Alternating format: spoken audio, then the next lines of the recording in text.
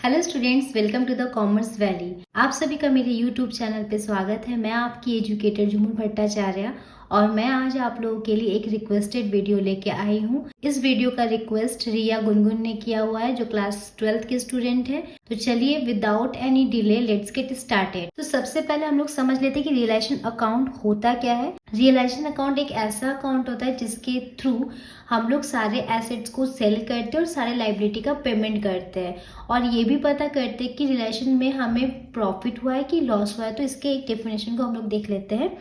This account is prepared on the dissolution of a firm with the purpose to close the books of accounts of the dissolution firm and to determine gain or loss on the realization of assets and settlement of liability। अब इसके कुछ journal entry इसको देख लेते हैं, then हम लोग इसके अकाउंट्स को समझेंगे।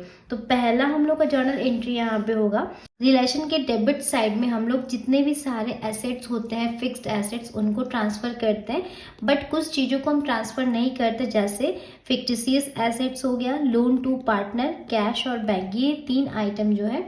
और प्रॉफिट एंड लॉस का डेबिट बैलेंस भी यहाँ पे ट्रांसफर नहीं होता है। ये सारे आइटम्स के अलग अलग अकाउंट ओपन होते हैं। पार्टनर्स लोन का अलग अकाउंट ओपन होगा, कैश बैंक का अलग अकाउंट ओपन होगा। और फिक्टिशियस एसेट्स होता है जैसे एडवर्टाइजमेंट सस्पेंस अकाउंट, जहाँ पे कि वन टाइम पे ह्यूज एक्सपेंस किया जाता है और फर्म इस खर्चे को एक बार में प्रॉफिट एंड लॉस में नहीं दिखाती है, इसको हर साल राइट ऑफ करती है और इसको दिखाती है। तो ये सारे जितने भी है आइटम, ये इतने इनको हम ट्रांसफर नहीं करेंगे, बाकी सारे फिक्स्ड एसेट्स को ट्रांसफर करेंगे। तो इसका जर्नल एंट्री बनेगा realisation account debit to various assets account. ठीक है, इसको हम क्लोज कर दिए। अब सेकेंड हमारे पास एंट्री बनता है लाइबिलिटी का। तो सारे लाइबिलिटी को हम लोग ट्रांसफर करेंगे, बट कुछ लाइबिलिटी को छोड़ के, जैसे एग्जांपल के तौर पे लोन बाय पार्टनर्स। पार्टनर्स ने अगर लोन दिया है फर्म को तो इसको हम लोग यहाँ पे ट्रांसफर नहीं करेंगे, इसका एक सेपरेट अकाउंट खुलेगा। पार्टनर्स का कैपिटल अकाउंट, इसका भी एक सेपरेट अकाउंट खुलेगा। और credit balance of profit and loss, ये भी नहीं जाएगा। साथ ही साथ जर्नल रिजर्व्स, WCR, ये सब भी नहीं जाता है। WCR तभी जाएगा जब उसका कोई क्लेम आता है।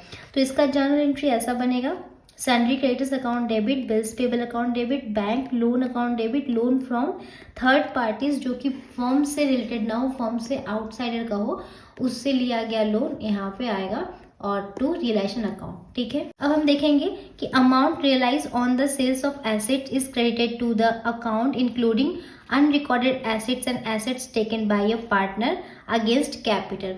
अभी यहाँ पे क्या हो रहा है कि हम लोग अब एसेट्स को बेचेंगे। हमने एसेट्स का पूरा ट्रांसफर कर लिया डेबिट साइड में और लाइबिलिटी का ट्रांसफर कर लिया क्रेडिट साइड में। देन नेक्स्ट स्टेप मेरा होगा, अब जितने भी एसेट्स को ट्रांसफर किया उसको सेल करना। अब यहाँ पे 2 कंडीशन हो सकता है, या तो हम उसको सेल करेंगे या तो फिर पार्टनर्स उसको लेके जा सकता है। ठीक है, कभी कभी पार्टनर्स क्या करते हैं, फर्म के कुछ एसेट्स को वो लेके जाते हैं, तो वो अपना जब पार्टनर्स लेके जाएंगे तो पार्टनर्स के नाम पे एंट्री होगा, और जब हम उसको सेल करेंगे तो हमें उससे कैश या चेक मिलेगा तो उसका अलग एंट्री होगा। तो देख लेते हैं इन 2 एंट्रियों को। When assets are sold for cash और चेक, तो कैश और बैंक ये अपने पास बढ़ रहा है, आ रहा है, तो इसको डेबिट करेंगे, रियलाइजेशन अकाउंट क्रेडिट करेंगे। और when an asset is given to credited towards payment of his dues, और अगर हम किसी भी आउटसाइडर क्रेडिटर्स को पैसा ना दे के उनको एसेट्स दे देते तो ये कंपनसेट हो जाता है, इसका फिर कोई एंट्री नहीं होता, तो there is no entry passed. फिर और थर्ड वाला क्या होता है, जब पार्टनर्स कुछ लेके जाता है तो यहाँ पे लिखते हैं concern partners capital account debit to realisation account, मतलब जो पार्टनर लेके जाएगा उस पार्टनर का यहाँ पे नाम लिख देंगे हम लोग। देन लाइबिलिटी का हम लोग पेमेंट करेंगे, तो लाइबिलिटी का पेमेंट करेंगे, इसका पेमेंट डेबिट साइड से होगा, तो realisation account debit to cash account. और अगर यही लाइबिलिटी पार्टनर्स ले लेता है तो वहाँ पे एंट्री हो जाता है realisation account debit to concern partners capital account, मतलब जिस पार्टनर ने इसको लिया उसके नाम से हम उसको क्रेडिट कर देंगे। इस अकाउंट को बनाने के लिए एक्सपेंसेस होते हैं जिसको हम लोग बोलते हैं realisation expenses.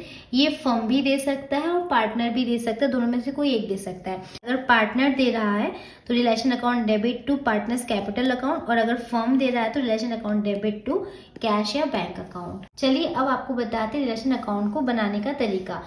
Realisation account 3 step में कंप्लीट होता है। फर्स्ट स्टेप में यहाँ पे बैलेंस शीट के इधर साइड एसेट्स होता है, तो एसेट्स को हम लोग यहाँ पे उतार देते हैं। जितने एसेट्स को यहाँ मना किया गया था एक्सेप्ट फिक्टिशियस एसेट्स, बैंक, इन सबको छोड़ के सारे एसेट्स को यहाँ पे उतार देंगे। इवन गुडविल को भी हम लोग as a normal asset treat करेंगे, यहाँ पे उतार देंगे। डेटर्स जो होता है, डेटर्स के साथ आपका एक प्रोविजन भी माइनस होता है, और प्रोविजन को हम लोग क्रेडिट साइड में लिखेंगे, यहाँ पे डेटर्स को ग्रॉस अमाउंट में लिखेंगे। तो फर्स्ट स्टेप